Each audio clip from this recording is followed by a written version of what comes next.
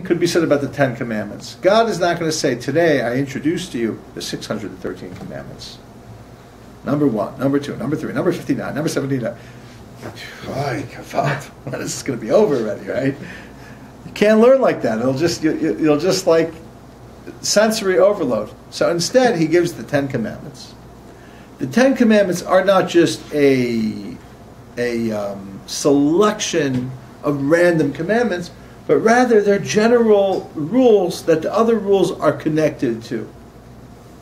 So, for example, they say, not killing.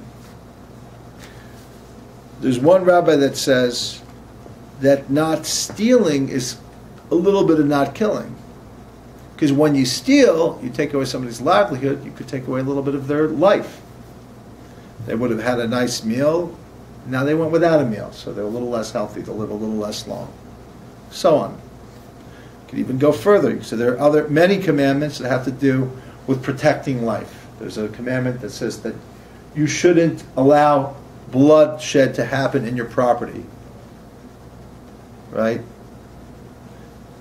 What do you have to do to prevent it? So if you have a roof that people are on, can go on, you have to make sure to put a fence up. I mean, there's a lot of examples like that. So, in other words, anything that relates, you have a ox that's known to gore, you gotta put it down. The basin takes it and kills it. But you gotta watch it. Right? Why? Because even though you yourself didn't kill, but you allowed something you owned that you should have been responsible for. So each one of these commandments can be seen as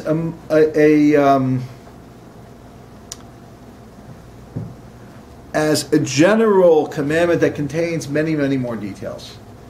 In fact, if you look at the first commandment, Anochi, I am the Lord your God.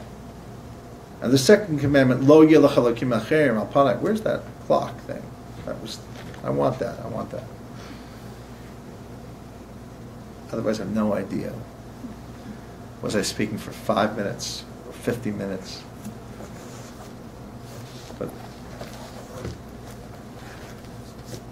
those two commandments, the positive, you should to that I am the Lord your God who took you out of Egypt. The negative, not to have any other gods. You could see that, the rabbis do see that, as a small that contains a lot. Those two contain all the positive and all the negative. Every time I want to embrace the idea that there is a God, every time I do some positive mitzvah, I'm connecting to that idea. That belief is then actualized through putting on tefillin. Right? Through davening to Hashem, I'm asking Him for something. When I do something, or I don't do something, when I stop myself from doing something which is forbidden, I'm connecting to Lo yelech elokim acher. I'm not having another God. Why? I'm not doing anything outside of what God wants. So those two commandments contain the entirety. But because I don't want to talk about just the two, versus the other 8, I want to talk about all 10. And I want to say that the 10, this is not me saying it, but the Zohar actually says it, that just like the 10 is a way that we can order the entire Torah, if we understood all of the commandments as being extensions, like there's the roots, the trunk of the tree, and there's the branches of the tree. If we understand that each one of these 10 is more essential and the others branch out of it, we can also understand that even though there are many, many powers that God, so to speak, unleashes in His creation of the universe, we number 10 of them as being more general conduits of the more specific things that flow out of them. Those are known as the 10 sefirot. So this is what the Zohar then says. This is a quote from the Zohar. If you want to look it up, it's in Chelek Beis, the second section of Zohar, which is again the book of Exodus of Shemos, page 90, side B, is in Parshas Yisro. Because the Torah is the name of the Holy One, blessed be He, just like the name of the Holy One, blessed be He, is engraved in the 10 Commandments. Specifically, the Ten Commandments, God engraves His name in those 10 Commandments. These 10 Commandments are the name of the Holy One, blessed be He. And as we said before, and the Torah is all one name. It's actually the name of the Holy One. So we're saying now two things. We're saying that the 10 Sfirot act as the organizational principles of the world. The dynamic God, the dynamic aspects of God are also the 10 Sfirot. Don't think because there are 10 that there isn't one. That's the second thing he says. These 10 commandments are the name of the Holy One, blessed be He. All 10 Sfirot are part of one God. The 10 aspects of God, we can talk about how certain different names of God relate to specific Sfirot, which we will hopefully get to, not today. But ultimately it's one.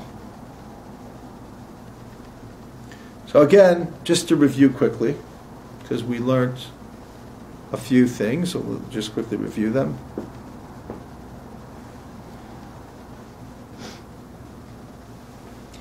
We learned that the entire Torah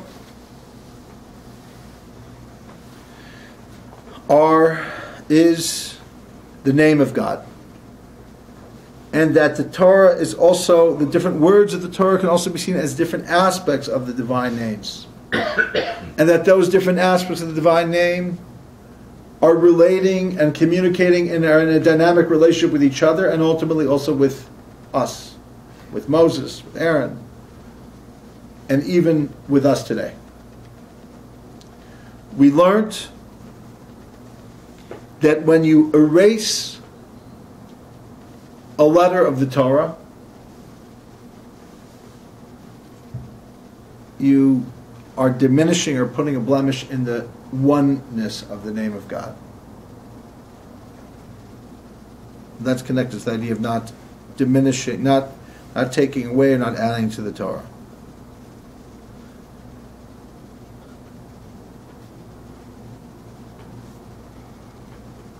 We learned this concept of how to interpret negative things in the Torah. Now, later we'll get into the specifics of the negative. Like, if it's all God's name, why even mention anything that seems negative? But, be that as it may, there is no such thing.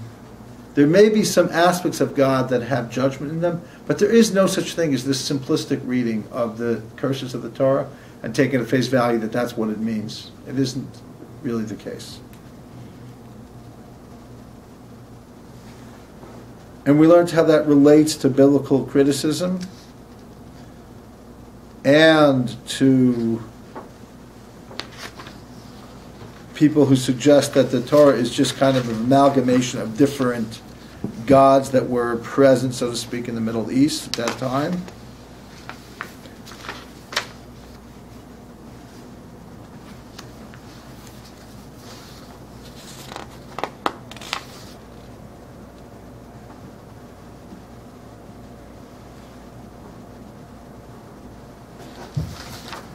And how to kind of begin to reinterpret the Torah the way the Torah is supposed to be interpreted. The Torah, to re-embrace the Torah Shabbat Peh, the oral Torah, our tradition.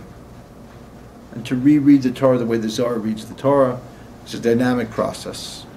And I think that when we begin to do that, then the things that bothered us the most, for example, the section of the sacrifices, which are terribly boring, irrelevant at best, and sometimes painful, become the most interesting, because they become about the dynamic relationship between the different names of God. In Vayikra, the Zohar flies.